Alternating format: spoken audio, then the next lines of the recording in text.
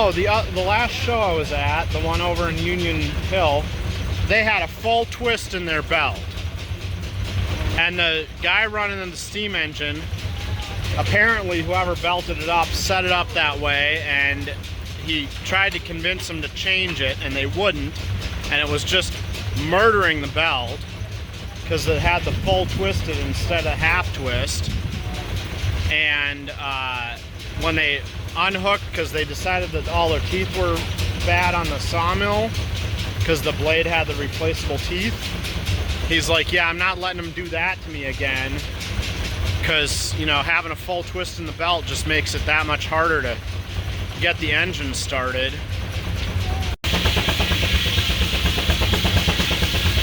Yeah. The saw they had at last weekend was a military saw that had been, you know, used in Vietnam and Korea.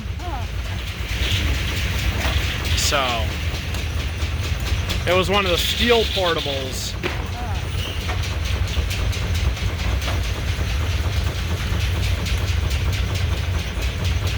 But it was made in Wisconsin, so.